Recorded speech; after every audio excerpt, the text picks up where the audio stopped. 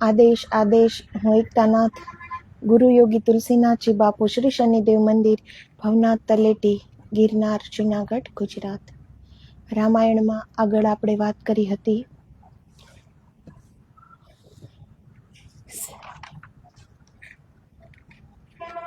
ઋષિઓ મુનિની રક્ષાઓ કરવા માટે પંચવટી સ્થાને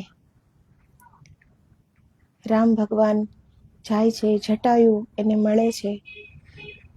જટાયુ કહે છે કે દશરથ રાજા એના મિત્ર હતા અને પંચવટી સ્થાને રામજી લખનજી પર્ણકુટીર બનાવે છે. ત્યાં રહીને અવધની યાદ, કૌશલ્યા માતાની યાદ, ભાવ વિભોર એ સંવાદ, એ ક્ષણો, એની આપણે વાત કરી હતી. ત્યાં જ લંકાપતિ રાવણની બહેન શૂર્પણખા માયાવી રૂપ ધરીને રામજી પાસે આવે છે, પતિભાવ મનમાં રાખીને. ત્યારે રામજી એને કહે છે કે મારા વિવાહ તો થઈ ગયા છે. ત્યારે લખનજી આવે છે પાસે, તો શૂર્પણખા લખનજીને જોવે છે કે એનું રૂપ પણ એટલું મનોહર છે. તો એ લખનજી પાસે જાય છે અને એનો પ્રસ્તાવ રાખે છે. ત્યારે લખનજી કહે છે કે હું તો રામચરણનો દાસ છું,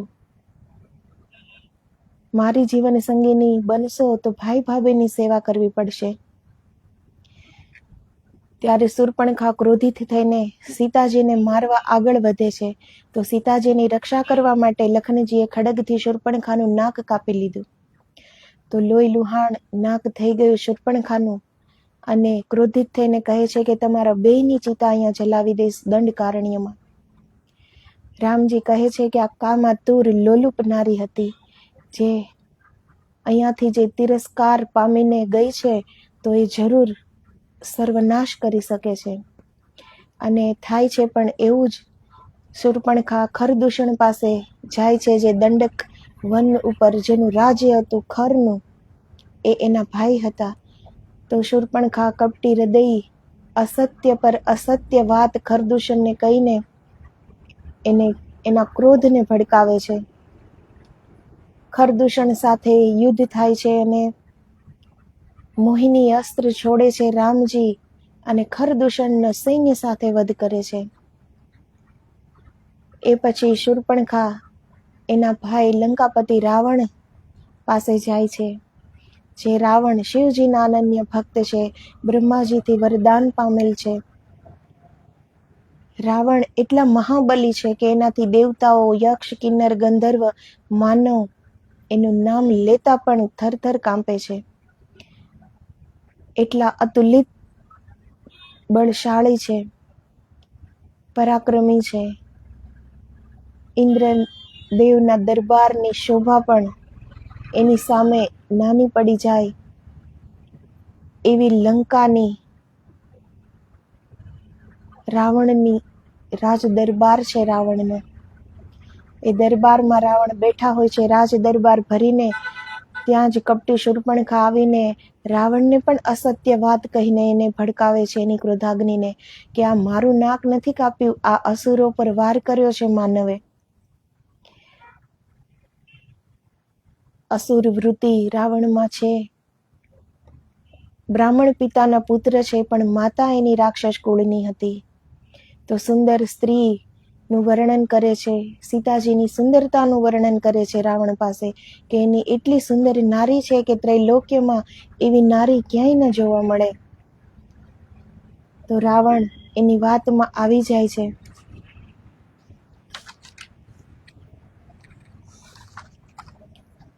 અને શૂર્પણખા એના ગુસ્સાને ઓર ભડકાવે છે, એના ક્રોધને, કે એ બે માનવ કહેતા હતા કે તારા ભાઈ રાવણ જો એટલા જ બળશાળી હોય તો આ નારીને અહીં આવીને લઈ જાય, નહીતર એને નકટી બહેનના આંચલમાં મુખ છુપાવીને બેસી જાય.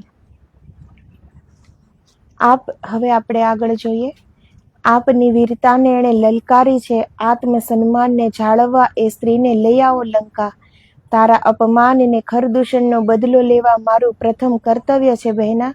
રાવણ કાળનો કાળ છે, દેવતાઓ જેને આધીન છે. બે માનવ એની સામે પડવાનું કરે સાહસ. ખરનો સેનાપતિ શૂર્પણખાની હતો સાથે, કહે મહારાજ દશરથના પુત્ર રામ લક્ષ્મણ અદ્ભુત છે બેય મહારાજ. પરાક્રમી યશસ્વી ને છે તેજસ્વી, ધનુષધારીમાં સર્વશ્રેષ્ઠ ધનુષધારી. દિવ્યાસ્ત્રોના પ્રયોગનું અદ્ભુત જ્ઞાન છે, એ માનુષ છે અતિ બળકારી. તો એ ખરદૂષણના સેનાપતિને ખબર છે. સાથે ખરદૂષણ જ્યારે યુદ્ધમાં હારી જાય છે તો રામજીએ મોહિની અસ્ત્ર છોડ્યું હતું, એટલે એનો સેનાપતિ કહે છે કે એ દિવ્યાસ્ત્રોની જાણકારી ધરાવે છે. ઋષિ અને દેવતાઓના સિદ્ધ કરેલ અસ્ત્રોનો જાણે પૂર્ણ અધિકારી. યુદ્ધ કૌશલમાં પ્રવીણ છે, માયાવી વિદ્યાની પણ એને છે જાણકારી. એકલા હાથે પરમવીર ખરદૂષણને સૈન્ય સાથે માત આપી. તો રામજીનું અવલૌકિક પરાક્રમ જોઈને દુશ્મન પણ એની પ્રશંસા કરવા મજબૂર બની જાય છે. આજે દુશ્મન એના વખાણ કરે છે રાવણના દરબારમાં, રાવણની સામે. જે રાવણથી ત્રિલોક થરથર કાંપે છે, એ રાવણ સામે આજે ખરદૂષણનો સેનાપતિ રામજીના પરાક્રમના વખાણ કરે છે. રાવણના ભાઈ વિભીષણ છે અતિ મહાન, ત્રણેય ભાઈઓએ તપસ્યા કરી હતી સાથ. વિભીષણજીએ બ્રહ્મદેવ પાસે માંગી હતી ભગવત ભક્તિ મહાન. રાક્ષસોની લંકા નગરીમાં વિભીષણ જ એક ભક્તરાજ. તો લંકા નગરીમાં જે બધા જ રાક્ષસો હતા એના વચ્ચે વિભીષણ એક મહાત્મા હતા, મહાન આત્મા હતા, જેણે ભગવત ભક્તિ માંગી હતી તપસ્યા કરીને. વિભીષણજી કહે આટલા વીર છે તો એની ધર્મ વિરુદ્ધ વૃત્તિ કદાપી હોય નહીં.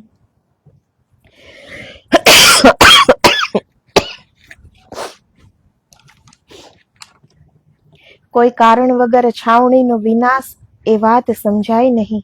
સેનાપતિ કહે આક્રમણ એણે નથી કર્યું, આક્રમણ આપણી સેનાએ કર્યું એના પર. તો નીતિ જ્ઞાનમાં અને મહાનતામાં વિભીષણજી બહુ જ આગળ છે.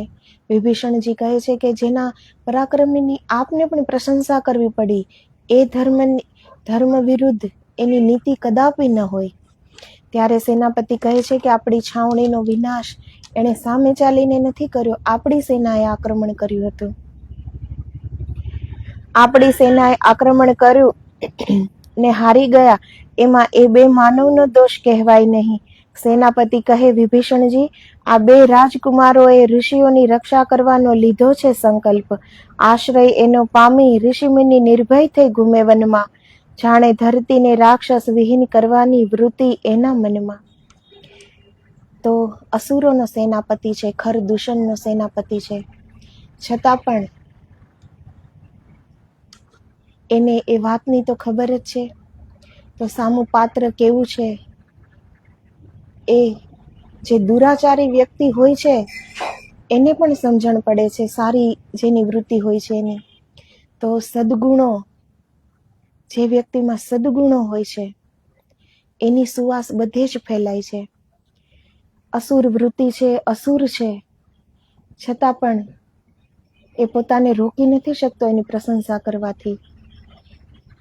કેમ કે સદગુણોની પ્રશંસા કરવી જ પડે છે, એ સામો દુરાચારી જ કેમ ન હોય.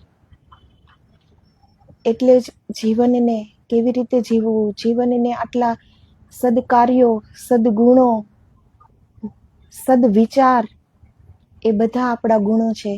એવી રીતે આપણે જીવીએ તો આપણા માટે તો હિતકારી જ છે, પણ એ વાત બીજાને પણ ખ્યાલ આવે જ છે, બીજા પણ એમાંથી શીખી શકે છે. અસુર વૃત્તિ છે એ એની ભૂલનો સ્વીકાર ન કરે, પણ અંદરથી એને ખબર છે કે અમે ખોટા છીએ અને રામજી સત્ય છે. સાચા ખોટાની બધાને જ ખબર હોય છે, પણ જે સહી રાહ પર છે એ એની ભૂલનો બેઝિઝક સ્વીકાર કરી શકે છે. અને જ્યારે જે દુરાચારી છે એની ભૂલની ખબર હોવા છતાં એને અનદેખી કરી દે છે. તો આપણી અંદર જે આપણી ચેતના છે એ સૌને ચેતાવે છે, એનું એ કામ જ છે. આપણે કહીએ છીએ કે ચેતનાને જાગૃત કરવાની છે, આત્મને જાગૃત કરવાની છે, તો એ વાત ઉચિત નથી. કેમ કે આત્મા તો જાગૃત જ છે, આત્મા જ પરમાત્મા છે, અને આપણી ચેતના પણ જાગૃત જ છે. ગમે તે કાર્ય આપણે કરીએ અને આપણે આપણા અંદરનો અવાજ સાંભળીએ તો આપણી ચેતના આપણને સહી માર્ગ જ બતાવે છે, એ સહી શીખ આપે છે આપણને. પણ આપણે એ સાંભળવા તૈયાર નથી હોતા. આપણે મનના સ્તર પર જીવીએ છીએ, એટલે આપણે મનની વાતનો સ્વીકાર કરીએ છીએ, આપણી ચેતનાની વાતને આપણે અનસુની કરી દઈએ છીએ. તો જે સદાચારી હોય કે દુરાચારી હોય, ચેતના બધાની જાગૃત છે. અંદરની ચેતના સહી દિશા બતાવે છે, સહી શીખ આપે છે. પણ જે સદાચારી છે એ વાતને સાંભળીને જીવનમાં આગળ વધે છે, અને દુરાચારી પોતાના મનની સ્તર પર જીવે છે, એ એના મનની વાત સાંભળશે, ચેતનાની વાતને અનસુની કરી દેશે. તો આ જે રાક્ષસ છે, પણ અંદરથી એને પણ ખબર છે કે રામજી સત્ય છે, પણ એની ભૂલોનો સ્વીકાર નહીં કરે. કેમ કે રાક્ષસ વૃત્તિ એ અહંકારી વૃત્તિ છે, અને અહંકાર એ માણસને કંઈ જ સારું શીખવા નહીં દે, ને સમજવા દે. એની સમજવાની વૃત્તિ, એની જે સમજ શક્તિ છે કુંઠિત થઈ જાય છે અહંકારથી. અહંકારનો ભાર જ એટલો છે કે જે પણ સારું છે એ બધું એ ભાર નીચે દબાઈ જાય છે. પછી એ નથી જોઈ શકતો, નથી સારું વિચાર કરી શકતો.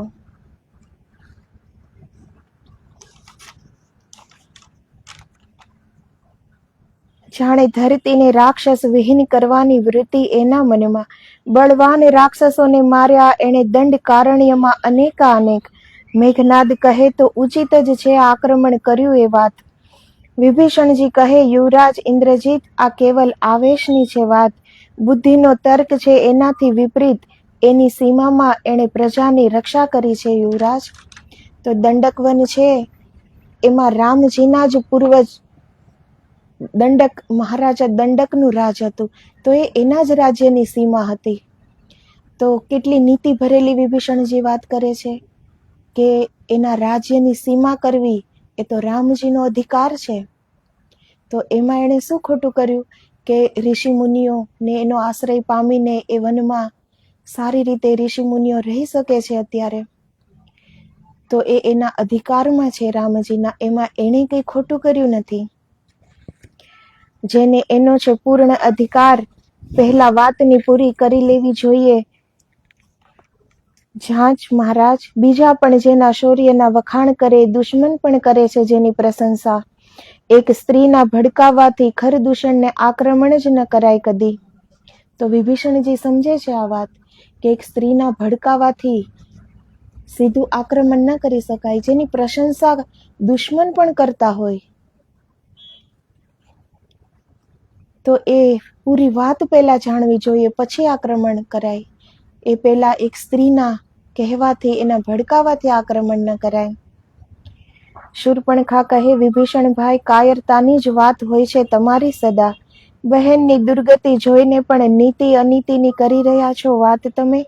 આવી સંસ્કૃતિ વીરોની હોય નહીં, વીરોને શોભે નહીં કાયરતાની વાત. આંધળી વીરતા શું કામની શૂર્પણખા, નીતિ અને ધર્મની જ અંતે વિજય થાય. તો શૂર્પણખા હજી પણ પોતાની જ વાતને સાચી કરવા માટે પ્રયાસ કરે છે. એ ભડકાવતી જ જાય છે. વિભીષણજી નીતિની વાત કરે છે, ધર્મસંગત વાત કરે છે, છતાં કહે છે કે આ કાયરતાની વાત તમે કરી રહ્યા છો.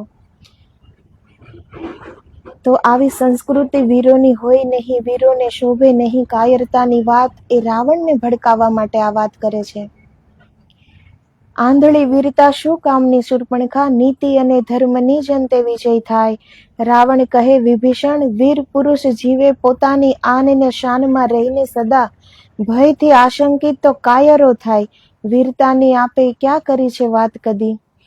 રાક્ષસ જાતિ સૌથી ઊંચી, આ ઉત્તમ જાત પર કર્યો માનવે વાર.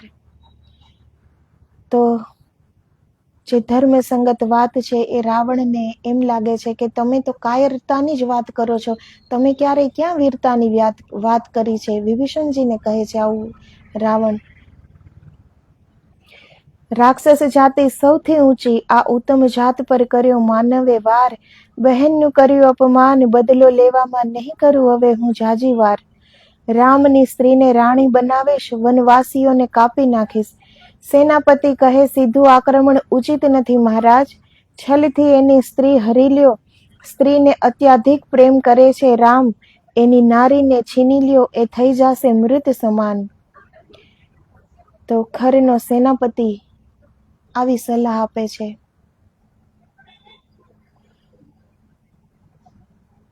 જે હિતકારી નથી રાવણને, પણ આજે શૂર્પણખાની સાથે એ શૂર્પણખાનો જ સાથ આપે છે ખરનો સેનાપતિ. તો એ ઉલટું સમજાવે છે કે સીધું આક્રમણ ન કરો, છલથી એની સ્ત્રીને છીની લ્યો. એની સ્ત્રીને અત્યાધિક પ્રેમ કરે છે, એની સ્ત્રીને તમે હરી લેશો તો એ મૃત સમાન થઈ જશે. સેનાપતિ અકંપનની વાત છે વિચારવા જેવી મહારાજ. વિભીષણજી તોય સમજાવે કે આ નીતિ વિરુદ્ધનું કાર્ય કહેવાય મહારાજ. શૂર્પણખા પાછી ભડકાવે રાવણને. ઉદ્દંડી વનવાસીએ ઘાત કર્યો છે રાક્ષસ જાત પર, એની સ્ત્રીનું માન હરીને બદલો લઈ લ્યો લંકેશ્વર. છલથી, બળથી, કૌશલથી સીતાને એનાથી દૂર કરો અબ ઘડી. વિરહથી, લાજથી, સંતાપથી મરી જાશે સ્વયં વનવાસી. વિભીષણજી કહે યુદ્ધ કરવું આપની શાનની વિરુદ્ધ લંકાપતિ. કોઈની સ્ત્રીની ચોરી કરવી શું શાન વધારશે આપની? તો વિભીષણજીને કાયર કહે છે, એનું અપમાન જ થાય છે અત્યારે સભામાં. છતાં પણ એ ધર્મસંગત વાત કરે છે. હજી પણ વિભીષણજી સમજાવે છે કે યુદ્ધ કરવું આપની શાનને વિરુદ્ધ છે. શું ચોરી કરવી આપની શાનમાં શું ઉમેરો કરી દેશે? આપ આદરણીય પરમ જ્ઞાની, વેદ વેતા, જ્યેષ્ઠ ભ્રાતા, હે પરાક્રમી, ઉચ્ચ બ્રાહ્મણ કુળમાં જન્મનાર, પરમ તપસ્વીને છો તેજોમયી. ક્ષત્રિયોની સમાન શૌર્યની કીર્તિ સ્થાપિત કરી, હે શિવચરણ અનુરાગી. ક્ષણિક કુમતિ લાવીને આપ ઉજ્જવલ કીર્તિને ન કરો કલંકિત લંકાપતિ. તો જે રાવણ હકીકતમાં છે બ્રાહ્મણ, સર્વશ્રેષ્ઠ બ્રાહ્મણ છે. બ્રાહ્મણત્વની પરાકાષ્ઠા છે રાવણ. વેદ વેતા છે, જેને વેદોની પણ ટીકા કરી છે એવા વેદ વેતા રાવણ છે. અને ત્રણેય લોક જેનાથી કંપે છે એટલી શૂરવીરતા છે. દેવતાઓ જેને આધીન છે, દેવતાઓ પણ ભયભીત છે રાવણથી. પણ આજે કેટલી કુમતિ સૂજે છે રાવણને કે આટલા શૂરવીર હોવા છતાં યુદ્ધ કરવા માટે તૈયાર નથી થતા, પણ છલ કરવા માટે તૈયાર થાય છે, ચોરી કરવા માટે તૈયાર થાય છે. તો વિભીષણજી એને આ યાદ અપાવે છે કે તમે કેટલા શૂરવીર છો, કેટલા પરાક્રમી છો. શું ચોરી કરવી એ આપને શોભાયમાન છે? આપની અમાપ આ શક્તિ ધર્મજન્ય તપસ્યાની છે પ્રસાદી. અધર્મના માર્ગ પર ચાલીને ક્ષીણ ના કરો એ શક્તિ. ધર્મ અને અધર્મનો વિચાર કરે જે શક્તિહીન હોય વિભીષણ. શક્તિશાળી તો જે કરે એ જ ધર્મ થઈ જાય, રાવણ કહે. તો આ રાવણનો અહંકાર કહે છે આજે કે શક્તિશાળી તો જે કરે એ જ ધર્મ બની જાય. રાવણ દરબાર છોડી ભવનમાં જાય, કપટી શૂર્પણખા પણ એની પાછળ જાય. રાવણને કહેતી જાય ભયા, સીતા સર્વથા આપને યોગ્ય, તમારા માટે જ ગઈતી એને લેવા. મારું નાક કપાયું એમાં ને ખરદૂષણના તો પ્રાણ ગયા ભયા. એની સ્ત્રીનું હરણ હજી ના કરો તો શક્તિહીન સમજશે લોકો તમને લંકાપતિ. રાણી મંદોદરી પરમ સતી, મહાનને છે અપાર જ્ઞાની. એ રાવણને સમજાવે કે નીતિ કહે છે અગ્નિ, રોગ, સર્પ ને શત્રુ એને તુચ્છ મનાય નહીં. જેણે ખરદૂષણનો વધ કર્યો એની સામે શત્રુતા મોડ લેવાય નહીં. તો રાવણની રાણી છે મંદોદરી, એ પરમ સતી છે, મહાન સતી છે, જ્ઞાની છે. એ પણ રાવણને સમજાવે છે કે ખરદૂષણ જેવા અસુરોને જે મારી શક્યા હોય એની સાથે શત્રુતા ન મોડ લેવાય. અગ્નિ, રોગ, સર્પ, શત્રુ એને તુચ્છ મનાય નહીં. રાજાનું કોઈ કાર્ય વ્યક્તિગત ન હોય, રાજાનું કરેલ કર્મ ભોગવવું પડે પૂરી પ્રજાને, આ વાત નાની કહેવાય નહીં. તો રાણી મંદોદરીને કેટલી આ નીતિની વાત કરી કે રાજાનું કોઈ પણ કાર્ય વ્યક્તિગત ન હોય, એનું કાર્ય એ પૂરી પ્રજાને એનું ભોગવવું પડે છે. અને એવું જ થયું. રાવણની આ દુર્બુદ્ધિ સૂજી, કુમતિ સૂજી, જેના કારણે પૂરી લંકાનો નાશ થયો. સમૂળ રાક્ષસ જાતિ લંકામાંથી એનો નાશ થયો. વિભીષણજી સિવાય બધાનો જ નાશ કરી દીધો આ રાવણની કુમતિથી. શૂર્પણખા કહે, મંદોદરી ભાભીને શોકનો ભય હોય ને, સીતા જેવી અનુપમ સુંદરી જો આ મહેલમાં હોય તો સંસારની બીજી નારીઓ તુચ્છ લાગે, આમાં વિચારવાનું ન હોય. મંદોદરી કહે, એક સ્ત્રીના હૃદયમાં છુપેલી વાત એક સ્ત્રી ઓળખી જ લે છે. તું તારા નિજી પ્રતિશોધ લેવામાં તારા શૂરવીર ભાઈને ચોરનું કામ શીખવે છે. સ્ત્રી જો હોય આપને એટલી જરૂરી તો એને યુદ્ધમાં જીતીને લઈ આવો સ્વામી. ચોરી કરીને લાવેલી નારી આપનો આદર ક્યારેય નહીં કરે સ્વામી. મંદોદરી અનેક પ્રકારે સમજાવે ધર્મને નીતિની વાત, પર સ્ત્રીનું હરણ ધર્મ વિરુદ્ધ છે, આ ન્યાયસંગત નથી વાત. રાવણ કહે, ભિખારીની ઝૂંપડીમાં અમૂલ્ય રત્ન, ત્યાં એની કદર ન થાય. રાજાનો અધિકાર એ રત્નને મુંગટ પર લઈ સજાવી. મંદોદરી દુખિત હૃદય વિચારે, દુષ્કર્મનું પરિણામ હવે લંકાની છે દુર્ગતિ. તો મંદોદરી ત્યારે જ સમજી જાય છે કે હવે લંકાની દુર્ગતિ જ છે, કેમ કે રાવણને આવી દુર્મતિ સૂજી છે. આટલા શૂરવીર હોવા છતાં છળ કપટ કરવા માટે એ રાજી થઈ ગયા છે. શૂર્પણખાની વાત એને આજે સત્ય લાગે છે, એની વાતમાં આવી જાય છે રાવણ. તો મંદોદરીને તો આજે જ ખ્યાલ આવી ગયો કે હવે લંકાની દુર્ગતિ જ થશે. રાવણ પુષ્પક વિમાનમાં બેસી આકાશ માર્ગે ત્વરાથી નીકળી જાય અને જાય છે મારીચ પાસે. મારીચ વનમાં કુટીર બનાવી પ્રભુ નામ લઈ જીવન વિતાવે. રાવણ મારીચ પાસે આવે, મારીચ દશાનનનું સ્વાગત કરે. રાવણ કહે, વિકટ સમસ્યાનું સમાધાન તમારી જેવું કોણ કરે? તમે માયાવી વિદ્યાઓના જ્ઞાતા છો, બળ અને છળમાં પણ પરમ કુશળ. તમારા સહયોગની જરૂર છે, તમારી લેવા આવ્યો છું મદદ. માયાવી વિદ્યા, છળ, કપટ બધું ત્યાગીને વિતાવું છું હું તપસ્વી જીવન. હું આપની સેવા નહીં કરી શકું, પ્રભુ નામમાં વિતાવવું છે શેષ જીવન. રાવણ કહે, રાજાની અવજ્ઞાનું પરિણામ તું જાણે જ છે મારીચ. મારીચ પૂછે, શું વાત છે? ખરદૂષણના વધની ને રાક્ષસ છાવણી ધ્વંસની વાત કરે છે રાવણ. અવધના રાજકુમાર છે રામ લક્ષ્મણ, વનવાસી બનીને રહે છે દંડક વન. શૂર્પણખાનું એણે કર્યું અપમાન, રાક્ષસ જાતિ પર કર્યો છે એણે વાર. એની અનુપમ સ્ત્રીનું હરણ કરી બદલો પૂરો કરી શામ. તમારી માયાથી તમે સ્વર્ણ મૃગનું અદ્ભુત રૂપ બનાવો, જોઈને જ સીતાનું મન લલચાય. મારી જ એવી માયા ફેલાવો. રામ લખન તને પકડવા જાય ને સીતા કુટીરમાં એકલી થઈ જાય. હરણ કરીને લઈ જઈશ લંકા, લંકેશની એ રાણી બની જાય. મારી જ એ સુંદરીનું આ તો સૌભાગ્ય કે વનમાંથી નીકળી મહેલમાં જાય. મારી જ કહે, એનું સૌભાગ્ય છે કે નહીં, પણ તારું અવશ્ય દુર્ભાગ્ય ઉદય થાય. રામ લખન સાધારણ રાજકુમાર નથી, એની મહિમા એક મુખેથી ગવાય. દુષ્કર્મ કરવાનું રહેવા દે, નષ્ટ કુલ સહિત થઈ જાયશ. તો રાવણના મામા છે મારીચ. તો મારીચને રામજીને ઓળખે છે. જ્યારે તાડકાનો વધ થયો ત્યારે મારીચ અને સુબાહુ સાથે પણ રામજીએ યુદ્ધ કર્યું હતું.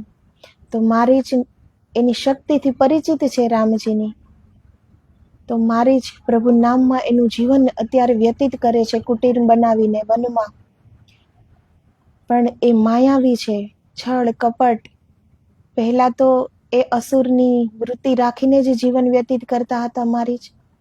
એટલે રાવણ એની મદદ માંગવા માટે આવે છે અને એને વાત કરે છે કે રામની એ સ્ત્રીને મારે હરણ કરવું છે તો તમે સ્વર્ણ મૃગ બનીને માયા ફેલાવો. તો મારીચને પણ આજે ખ્યાલ આવી જાય છે કે સીતાનું સૌભાગ્ય છે કે નહીં એ તો ખબર નહીં, પણ તમારો દુર્ભાગ્યનો ઉદય થઈ ગયો આજ.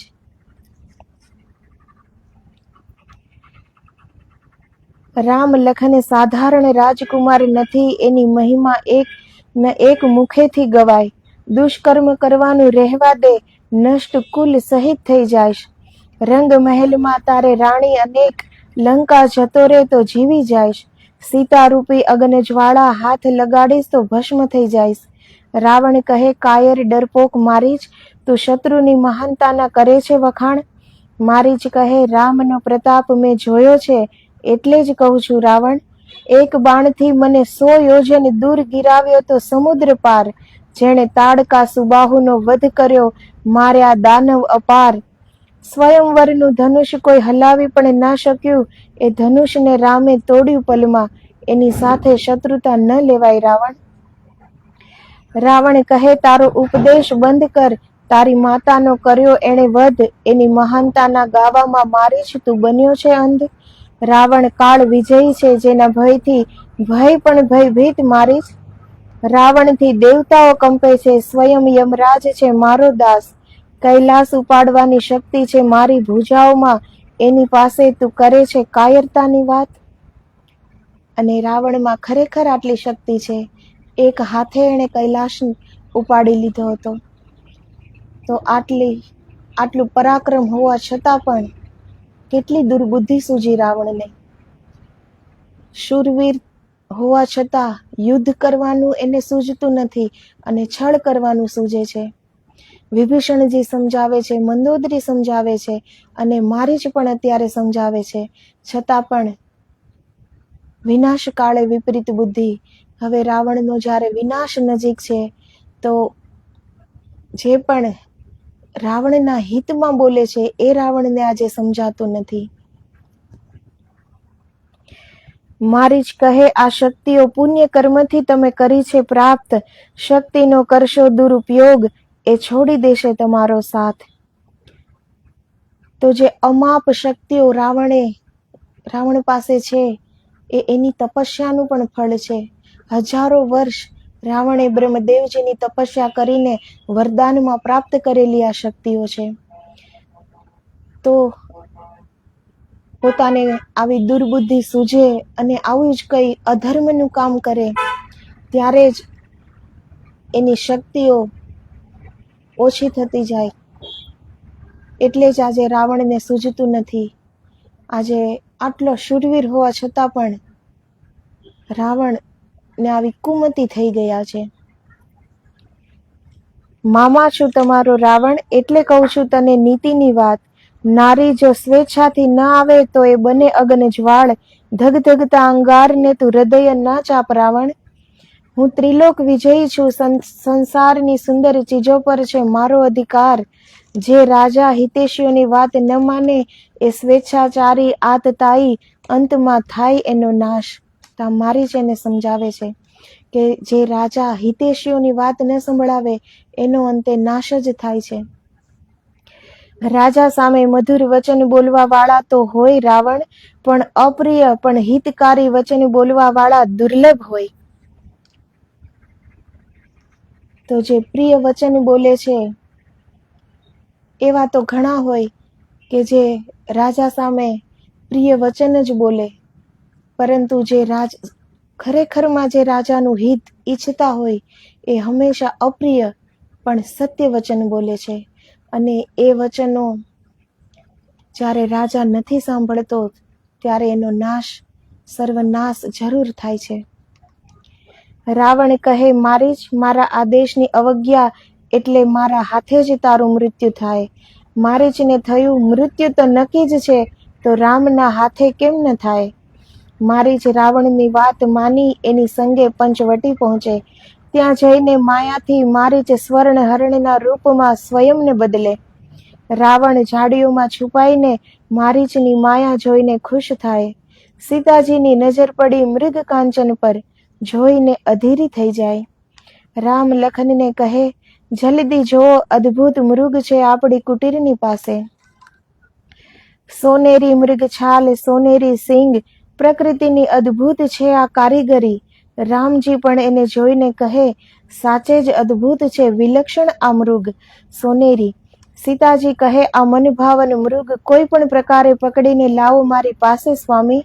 રામજી કહે, એ મૃગ પકડીને શું કરીશ સીતે? અવધ લઈ જાશું, બધાને બતાવશું. વનવાસની સ્મૃતિ સ્વરૂપ ભરત ભૈયાને ભેટ આપી દેશું. રામજી કહે, વાસ્તવમાં જ એનું આ અનુપમ રૂપ એનું જ શત્રુ બની બેઠું. તો માતા લક્ષ્મીજીનો જે અવતાર છે સીતાજી, આજે એ પણ વ્યાકુળ થઈ જાય છે, અધીર બની જાય છે. એને પણ મૃગ કાંચન જોઈને પણ એને પણ વિચાર આજે નથી આવતો કે આવું હિરણ ન હોય, સ્વર્ણ મૃગ એ ન હોય, અને જો આ સ્વર્ણ મૃગ છે તો નક્કી કોઈ માયા છે. એ સીતાજી આટલા મહાન છે, માતા લક્ષ્મીનો અવતાર છે, છતાં પણ એ નથી સમજી શકતા. તો આ માયાનું રૂપ છે, આપણો મોહ, આપણી માયા, એ આપણી સમજવાની દ્રષ્ટિને આટલી હદે કુંઠિત કરી દે છે. આ બધા તો અવતારો છે, રામજી, સીતાજી, એ તો અવતારો છે, અને એ જીવન જીવીને આપણને બતાવે છે. આપણે એમ ન વિચારી શકીએ કે આ સીતાજીની ભૂલ હતી, કેમ કે જે જાગૃત છે એની ભૂલ ક્યારેય નથી થતી, પણ એના એક એક કાર્યોથી એ આપણને ઉદાહરણ આપે છે કે શું કરવાથી એનું પરિણામ શું આવે છે. તો આજે જેવી રીતે આટલા શૂરવીર રાવણની બુદ્ધિ આજે આવી થઈ ગઈ છે, તો સાથે સીતાજી પણ આટલા મહાન હોવા છતાં એ સમજતા નથી કે આ માયા હોય, સ્વર્ણ મૃગ ક્યાંય ન હોય. તો સીતાજી પણ આજે નથી સમજતા.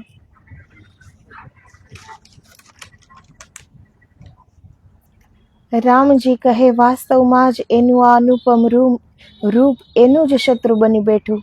લખનજીને આશંકા થાય, પ્રકૃતિ વિરુદ્ધ છે આ મૃગનું રૂપ.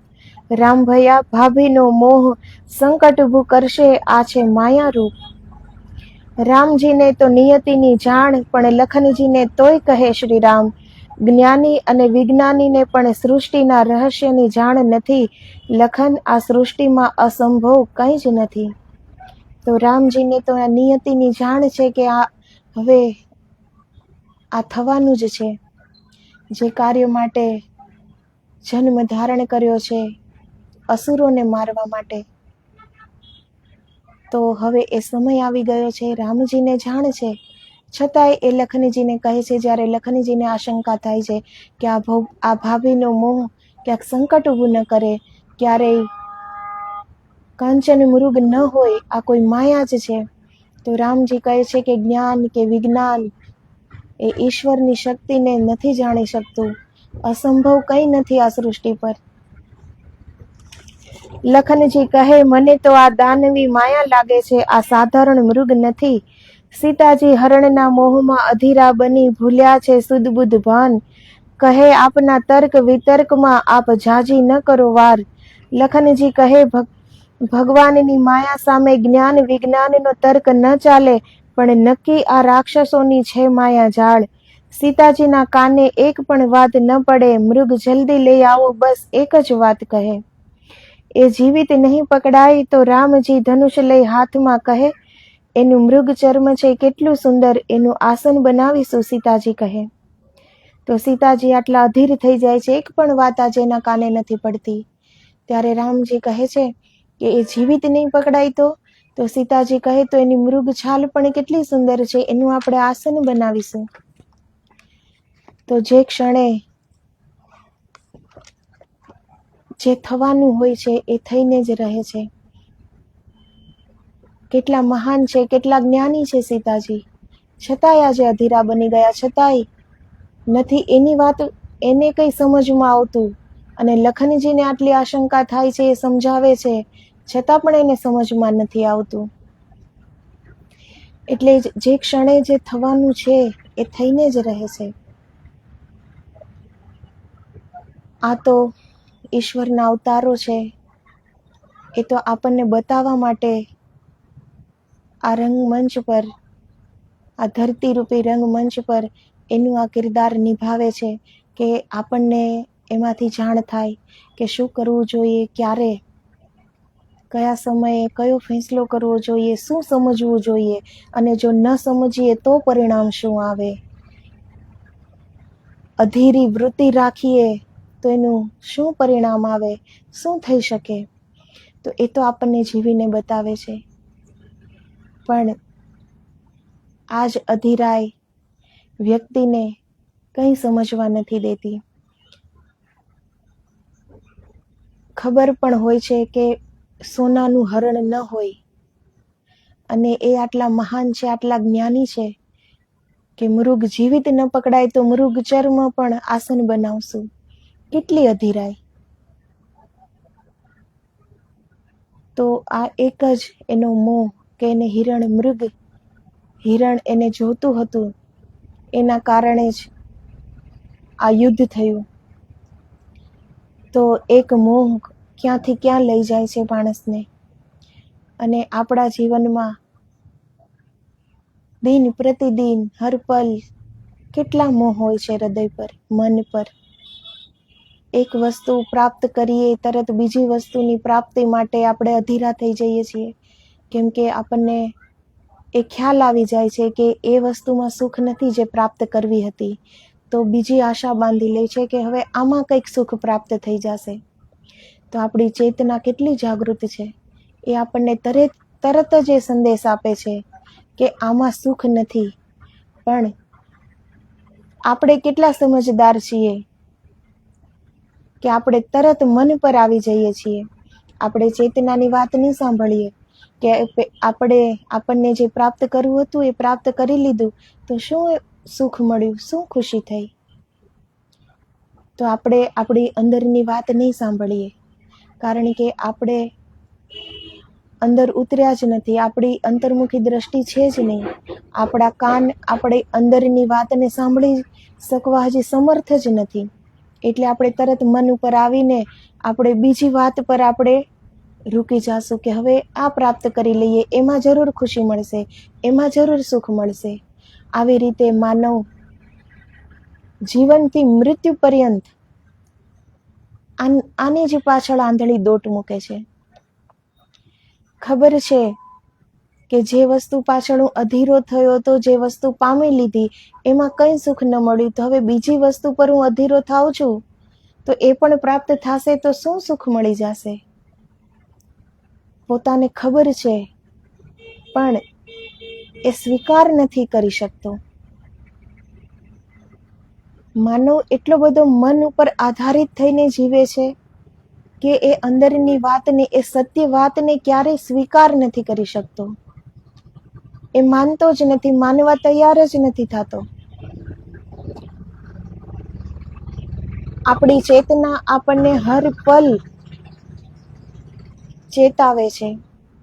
એ હર પલ એક સત્ય સંદેશો આપે છે કે આપણે શું કરવું જોઈએ, શું ન કરવું જોઈએ, એનું પરિણામ શું આવશે. માણસને કોઈ પણ કાર્ય કરતા પહેલા એના પરિણામની ખબર જ હોય છે. અંદરથી એની ખબર જ હોય છે, પણ એ એને સ્વીકાર નહીં કરે. એ વાતને સાંભળશે પણ નહીં. એ એના મનની જ કરશે. કેમ કે માણસ મન ઉપર જીવવાનો આદિ થઈ ગયો છે. અંદર જવા માટે માણસ હજી તૈયાર જ નથી થતો. બહિર્મુખી જિંદગી જીવવાનો આદિ થઈ ગયો છે. બહારની ભીડનો આટલો કોલાહલ તો એ સાંભળી લેશે, પણ આપણા જ અંદરની વાત, આપણી જ ચેતનાની વાત એ અનસુની કરી દેશે. એ સાંભળવા જ તૈયાર નથી. કેમ કે એ સત્ય વાત છે, અને સત્ય વાત હર કોઈ પચાવી નથી શકતું. હર કોઈ સત્ય વાત પર ચાલી નથી શકતું. એટલે જે પોતાનાથી થઈ નથી શકતું એ વાતને એ અનસુની કરી દેશે. અને મનની વાત એવી છે કે જે પોતે કરી શકશે, એટલે એને સહેલી લાગે છે. એટલે મનના સ્તર ઉપર જ માનવીને જીવવું એ એને સુખમય લાગે છે, પણ મનના સ્તર પર જીવીને પ્રાપ્ત કંઈ જ નહીં થાય. આખરે ઈશ્વર રાહમાં કંઈ પ્રાપ્તિ કરવી છે તો અંદરની વાત સાંભળવી પડશે, ચેતનાની વાત સાંભળવી પડશે, અંદર ઉતરવું પડશે, અંદર જવું પડશે, બહારિક બધા ભૂલીને અંદર જવું પડશે. પણ અંદર જવા માટે કોઈ તૈયાર નથી. બહાર ફરવા જવું છે કે બહાર કંઈ જોવું છે તો વ્યક્તિ તત્પર રહે છે, એ માટે તરત જ તૈયાર. પરંતુ ખુદની અંદર પૂરું બ્રહ્માંડ સમાયેલું છે. જોઈ પણ શકીએ છીએ આપણે આપણી મહેનતથી અંદર ઉતરીએ તો, પણ એ જોવા માટે કોઈની તૈયારી નથી. કેમ કે બહારનું દ્રશ્ય એ આપણે સહેજતાથી જોઈ શકીએ છીએ, અને અંદર જવા માટે પરિશ્રમ કરવો પડે છે, એકાગ્રતા કેળવવી પડે છે. બહારના જે આપણે માની બેઠેલા સુખ છીએ એને છોડવા પડે છે, આપણી ખુશીઓને છોડવી પડે છે. જે આપણે માની બેઠા છીએ કે આ ખુશ છે, આ ખુશી છે, આ સુખ છે, હકીકત એ નથી. બહારની જે દુનિયા છે એ સ્વપ્નવત દુનિયા છે. જેવી રીતે આપણે સૂતા હોઈએ છીએ ત્યારે જે સ્વપ્ન જોઈએ છીએ ત્યારે આપણને એ હકીકત લાગે છે, ત્યારે આપણને એ નથી લાગતું કે આપણે સ્વપ્ન જોઈએ છીએ, ત્યારે આપણને એ હકીકત લાગે છે. એવી જ રીતે જાગી ગયા પછી આંખ ખોલીએ છીએ ત્યારે આપણને આ જગત સત્ય લાગે છે. જેવી રીતે નિંદ્રામાં સ્વપ્ન સત્ય લાગતું હતું, એવી જ રીતે જાગતી આંખે આ જગત સત્ય લાગે છે. પણ આ બંને સ્થિતિ સ્વપ્નવત છે, આમાં સત્ય નથી. સત્ય ત્યારે જ આપણે જોઈ શકશું જ્યારે આપણે અંદર જાશું. તો એ માટેની તૈયારી નથી કોઈની. એટલે જ આ મહાન અવતારો જે સંતો છે એ કરુણાના અવતાર ધારણ કરીને પૃથ્વી પર આવે છે. ઈશ્વર પણ એટલે જ માનવ રૂપ ધરીને પૃથ્વી પર આવે છે, અને એ એવી રીતે જીવીને આપણને બતાવે છે કે કઈ ભૂલ કરવાથી કેવું પરિણામ આવે છે, ક્યાં માયા રાખવાથી કેટલું એનું દુષ્પરિણામ આવે છે, એ આપણને જીવીને બતાવે છે. છતાં પણ આપણે સમજી શકતા નથી. આપણે એને એક રામાયણની કથા સમજીને કે એ તો એની જિંદગી હતી, આપણા જિંદગી સાથે એનો કોઈ તાલમેલ નથી, એવી જ રીતે બધા સમજે છે. નહીં તો જે રામાયણને સમજી જાય એ તો જીવનને સમજી જાય, એ તો સત્યને સમજી જાય છે. પછી બીજું ક્યાં સમજવાની જરૂર છે? રામાયણના એક એક શ્લોકમાં, એક એક શબ્દમાં જીવન છે. રામાયણ કોઈ ગ્રંથ નથી, રામાયણ સ્વયં એક જીવંત એક જિંદગી છે, એક જીવંત સત્ય છે, એક વાસ્તવિક રૂપ છે. પણ આપણે હંમેશા આપણા સદગ્રંથોને વાંચી લઈએ છીએ, સાંભળી લઈએ છીએ કે એ તો એની જિંદગી હતી, એ મહાન એટલા હતા એટલે કરી ગયા. એમાં આપણે કંઈ નથી કરવાનું, આપણે ખાલી સાંભળવાનું જ હતું. સાંભળી લીધું, વાત થઈ ગઈ પૂરી. જો આપણે આ રામાયણમાંથી જે ઉદાહરણો છે, જે જીવની છે, જે દ્રષ્ટાંતો છે, જે રામજીના મુખેથી જે વચનો એણે કહેલ છે, એ મુજબ જીવવાની શરૂઆત કરીએ તો જરૂર આપણે સત્યની ખોજ કરી શકશું, સત્યને પામી શકશું.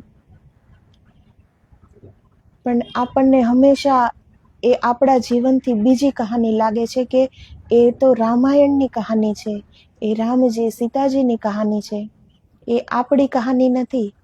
જ્યારે રામજી સીતાજી તો જન્મ્યા હતા પૃથ્વી ઉપર એટલા માટે કે એને જીવનથી આપણે જીવી શકીએ. પણ જેની સુબુદ્ધિ છે, જેને સત્યને પામવાની ખોજ છે, એના જીવનમાં રામાયણ ઉતરી જાય છે. એને સાંભળવાની જરૂર નથી, એને વાંચવાની જરૂર નથી, એને અમલમાં મૂકવાની જરૂર છે.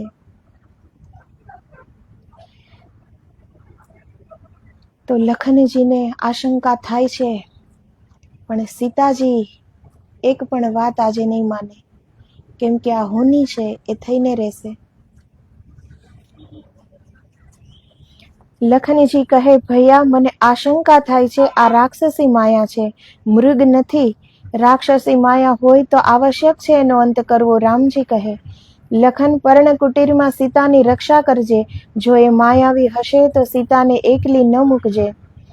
રામજી કાંચન મૃગની પાછળ જાય. લખનજીના હૃદયમાં આશંકાઓ ઝાઝી થાય. રામજી મૃગ પાછળ વનમાં દૂર દૂર નીકળી જાય. મૃગ પર બાણ ચલાવતા જ મૃગ મારીચના રૂપમાં આવી જાય.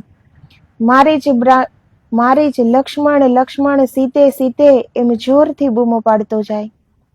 તો વનમાં દૂર મૃગની પાછળ રામજી નીકળી જાય છે અને મૃગ ઉપર રામજી બાણ ચલાવે છે ત્યારે મારીચ પોતાના સ્વરૂપમાં આવી જાય છે. અને જેવી રીતે રાવણે કહ્યું હતું કે રામજી અને લખનજી બંનેને બહાર એ જાય ત્યારે જ સીતાજી એકલા થાય કુટીરમાં અને ત્યારે જ હું એનું હરણ કરીશ, તો એ માટે મારીચ લક્ષ્મણ લક્ષ્મણ સીતે સીતે એવી પુકાર કરવા લાગે છે. સીતાજીએ સાંભળ્યો અવાજ, કહે લખન ભૈયા જાઓ તમારા ભાઈની પાસ, એની સહાયતા કરો, રાક્ષસો વચ્ચે નક્કી ઘેરાયા હોય રઘુનાથ. લખનજી કહે આ રામ ભૈયાની નથી પુકાર, આ છે ભ્રમજાળ. સીતાજી લખનજીની વાત ન માને, રડી રડીને કહેતા જાય, અવાજની કરુણતા જોવો લખન, એની પાસે જલ્દી જાઓ આપ. લખનજી સમજાવે, શ્રી રામજી બધા રાક્ષસો પર પડે ભારી, એ સંકટમાં ક્યારેય હોય જ નહીં ભાભી. તો આજે જે આ હોની થવાની છે એ માટે સીતાજી જેની સાથે આટલા વર્ષોથી રહે છે રામજી સાથે, પણ આજે એ એના અવાજને પણ નથી ઓળખી શકતા. મારીચના અવાજને એ રામજીનો અવાજ સમજી લે છે. લખનજી તો સમજી જાય છે કે આ ભૈયાનો અવાજ નથી, પણ સીતાજી આજે નથી સમજી શકતા. તો એક ઉદાહરણ છે કે જ્યારે અનિષ્ટ થવાનું હોય ત્યારે કઈ વાત સમજમાં નથી આવતી. ત્યારે જો સીતાજીએ લખનજીની વાત પર વિશ્વાસ કર્યો હોત અને લખનજીને કુટીરની બહાર ન મોકલ્યા હોત તો એનું હરણ ન થાત. આ તો બધું થવાનું જ હતું એટલે થયું છે, પણ આપણે એ શીખવાનું છે કે જ્યારે આપણને સત્ય વાત સમજમાં નથી આવતી ત્યારે સજગ થઈ જાવું કે જે બીજા સત્ય વાત આપણને કહે છે એની વાતને આપણે માનવી જોઈએ. આપણી બુદ્ધિ જ્યારે સમજવા તૈયાર નથી થતી ત્યારે જો અંદરથી આપણે થોડા પણ જાગૃત હોઈએ તો બીજાની સત્ય વાત આપણી સમજમાં આવે છે. તો આજે સીતાજી આટલા વર્ષોથી રામજી સાથે રહે છે પણ એના અવાજને નથી ઓળખી શકતા. અવાજની કરુણતા જોવો લખન, એની પાસે જલ્દી જાઓ આપ. લખનજી સમજાવે, શ્રી રામજી બધા રાક્ષસો પર પડે ભારી, એ સંકટમાં ક્યારેય હોય જ નહીં ભાભી. સીતાજી કહે, રાક્ષસોના ડરથી કાયર બનીને ભાભીના આંચલમાં છુપાયા આજ, મારી આજ્ઞાની અવજ્ઞા કરી જ દીધી ને તમે આજ. લખનજી ઘણા પ્રકારે સમજાવે, સીતાજી એકેય વાત ન માને. ભાઈની આજ્ઞાનું ઉલ્લંઘન ન કરી શકું, મારી વાત સમજો આપ. સીતાજી કહે, મારા સ્વામીના સંકટમાં છે પ્રાણ, ત્યારે તમને વહાલો લાગે છે તમારો પ્રાણ. તો સીતાજી આવા કટુ વચન લક્ષ્મણજીને કહે છે. મારી આજ્ઞાની અવજ્ઞા કરી, કાયર છો, ડરપોક છો, ભાભીના આંચલમાં છુપાયા છો, એ બધી વાત તો લક્ષ્મણજી સહન કરી લે છે, પણ એ શૂરવીર છે.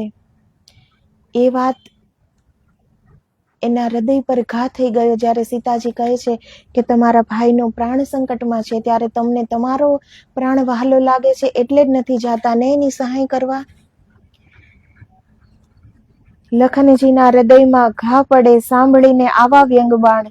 લખનજી તુણીરમાંથી તીર લે છે હાથ, આશ્રમની ફરતે રેખા દોરીને કરે વાત.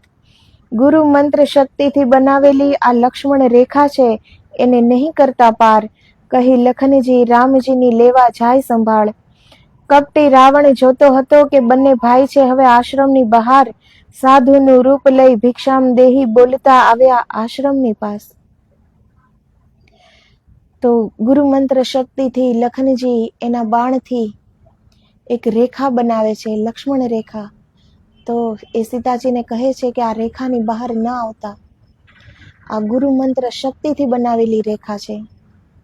રાવણ જોવે છે કે હવે કુટીરમાં બંને ભાઈ નથી, તો એ સાધુનું રૂપ બનાવીને આવે છે કે ભિક્ષામ દેહી કરીને.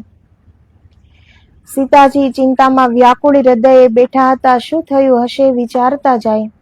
સાધુ વેશે રાવણ બોલે, દૂરથી આવ્યો છું લઈને ભિક્ષાની આસ. સીતાજી એને પ્રણામ કરીને કહે, ત્યાં ઊભા રહો મહાત્મન, હું ભિક્ષા લઈને આવું છું ત્યાં. માયાવી જ્યાં અંદર આવવા જાય ત્યાં લક્ષ્મણ રેખાથી દાજી જાય. રેખા બહાર જ બેઠો માયાવી રાહ જોવે સીતાજીની. સીતાજી ભિક્ષા લઈને આવે, કહે ભિક્ષા લઈ જાઓ મહાત્મન. ધૂર્ત રાવણ કહે, અતિથિનું આ છે અપમાન, પાસે આવીને ભિક્ષા આપો નહીં તો આપીશ તારા પતિને શ્રાપ. સીતાજીએ લક્ષ્મણ રેખા પાર કરી, શ્રાપ ના દો મહાત્મન. તો આપણે અંદરની જે મર્યાદા છે, જે આપણી મર્યાદા છે, આપણો વિવેક છે, આપણી સુબુદ્ધિ છે, જે આપણી સમજ છે, આ એક ઉદાહરણ છે લક્ષ્મણ રેખા. જો એ પાર કરી જઈએ તો એમાં અસુર વૃત્તિ આવી જાય. જ્યારે લક્ષ્મણ રેખા સીતાજીએ પાર કરી ત્યારે જ રાવણ એનું હરણ કરી શક્યા. સીતાજીએ લક્ષ્મણ રેખા પાર કરી, શ્રાપ ના દો મહાત્મન. તારું રૂપ અનુપમ વનમાં ન શોભે, આ સાધુ નથી એમ સીતાજી સમજી જાય. રાવણ રૂપમાં આવી કહે છે, લંકેશ તારું હરણ કરવા આવ્યો છું તારી પાસ. સીતાજી રડી રડીને પુકારે, બચાવો આર્ય, બચાવો લખન ભૈયા. રામ લખનજી વનમાં છે દૂર, ઉપાડી ગયો સિયાને ધૂર્ત.